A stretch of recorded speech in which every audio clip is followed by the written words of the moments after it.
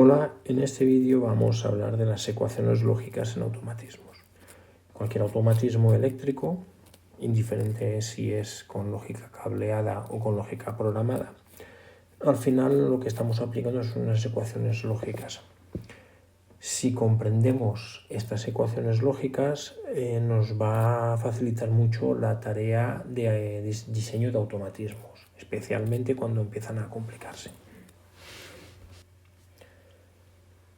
Ecuación lógica en un automatismo.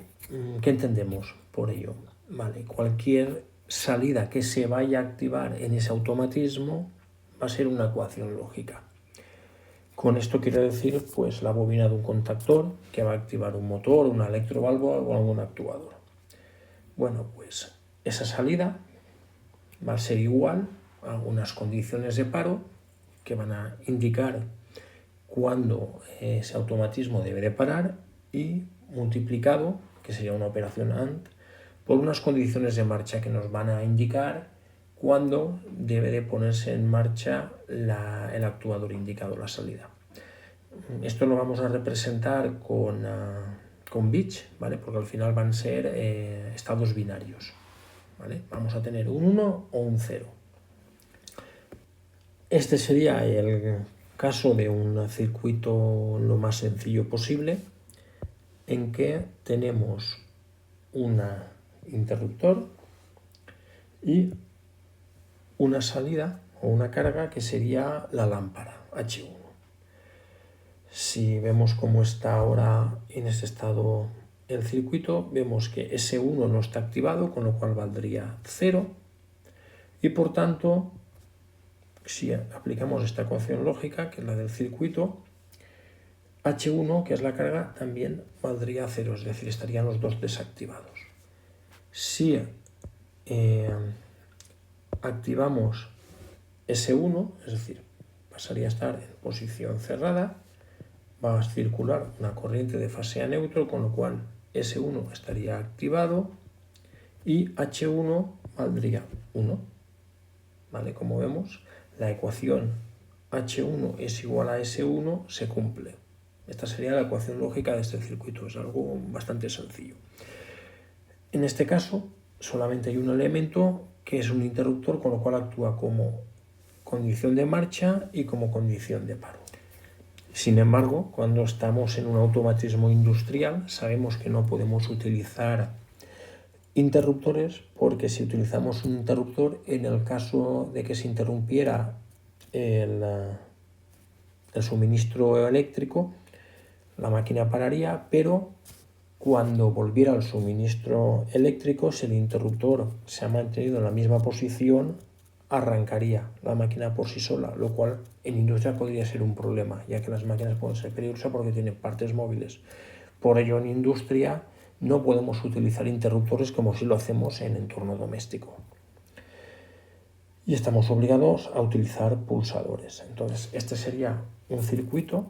Hemos sustituido el interruptor por un pulsador S1, y la carga la hemos sustituido, en lugar de ser una lámpara, la hemos sustituido por la bobina de un contactor. ¿Vale? Entonces, la ecuación lógica, exactamente como hemos hecho en el caso anterior, es K1 es igual a S1. Si analizamos cómo funcionaría el circuito, pues va a funcionar de manera muy similar. Es decir, si el interruptor está abierto, el pulsador no está pulsado, está abierto, no está activado, con lo cual S1 vale 0, y eso quiere decir que K1 estaría inactivo, no estaría trabajando. Es decir, se cumple la ecuación lógica. Si activamos el pulsador, ¿vale?, el pulsador valdría 1, con lo cual K1 valdría 1. Es decir, este contactor se activaría siempre que estemos pulsando el pulsador. Actuaría como en el caso anterior, de condición de marcha y como de condición de paro. Lo que ocurre que esto no tiene mucho sentido, porque claro, no podemos tener una máquina que solo funcione mientras haya una persona pulsando el pulsador, y no va a estar continuamente el operario pulsando el pulsador, con lo cual no tiene mucho sentido. Para solucionar la limitación que teníamos en el circuito anterior de que hay que estar pulsando de manera continua, se hace lo que se denomina realimentación. Básicamente, si vemos ahora, tenemos el mismo circuito que antes, teníamos S1, que es el pulsador de marcha, K1, que es el contactor, la bobina del contactor que queremos activar, y ahora hemos puesto en paralelo con S1 un contacto abierto del contactor, ¿vale? Contacto auxiliar. ¿Para qué hacemos esto? Vale, como es lógico, una condición de marcha tiene que ser un contacto abierto, es decir, si algo va a poner en marcha algo, previamente tiene que estar abierto, con lo cual cuando esté activo se tiene que cerrar. Por eso las condiciones de marcha siempre son contactos abiertos, nunca pueden ser cerrados.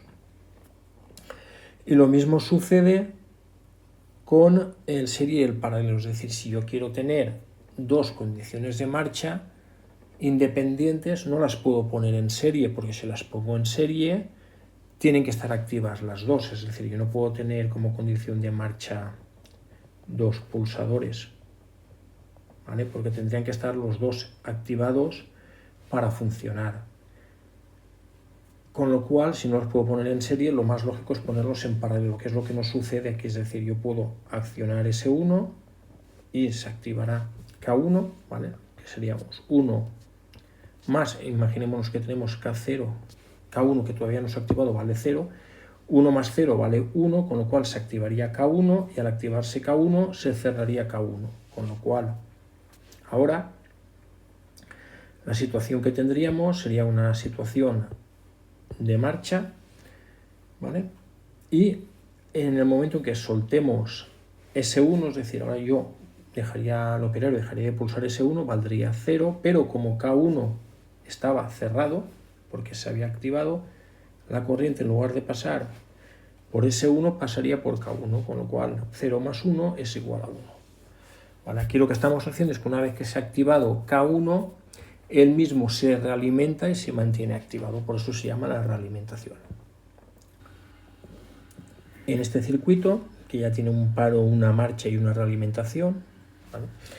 Pues vemos que hemos introducido un contacto cerrado en serie con S1 y K1 que estaban en paralelo, porque es una condición de paro. Pensemos, una condición de paro, ¿qué es lo que hace? Pues detener el circuito. Se supone que el circuito está en funcionamiento, con lo cual tengo que dejar pasar la corriente, pero cuando me activo tengo que cortar la corriente, con lo cual esto tiene que ser un contacto normalmente cerrado, es decir, cuando se activa debe abrir el circuito. Y debe estar en serie porque no puede estar en paralelo. Si estuviera en paralelo, pues las condiciones de marcha hemos visto que activarían el contactor. Si yo pongo la condición de paro en paralelo, nunca pasaría, porque aunque yo abriera el circuito, siempre tengo otros caminos por los que puede pasar la corriente. Bueno, pues esto, si nos fijamos en la ecuación, vemos que tenemos K1, que era la salida, ¿vale? Luego tenemos S0, que era la condición de paro, está negado porque es un contacto normalmente cerrado, y como os había comentado, estas son las condiciones de paro por las condiciones de marcha, que son las que lo ponen en marcha. Y como están en paralelo, esto equivale a una OR o una operación suma. Si analizamos el circuito, poniendo valores en la ecuación, tiene su lógica, ¿no? S0 no está activado, pero como está negado, quiere decir que si S0 no está activado, que equivale a un 0 al estar negado, valdría 1. 1 por S1. S1 de momento no está activado y K1 tampoco está activado, con lo cual 1 por 0 es igual a 0. Vale, imaginémonos que ahora vamos a pulsar S1, con lo cual yo pulsaría S1, cerraría el circuito, con lo cual S1 valdría 1, K1 sigue valiendo 0 porque todavía no se ha activado, S0 vale 0 porque no lo he activado, pero como es la negada valdría 1, con lo cual tendría 1 más 0 que vale 1 y 1 por 1 vale 1, con lo cual vemos que la corriente circula por K1 y estaría activo. Si ahora yo, el operario, soltara S0, ¿vale? Perdón, S1, Ahí.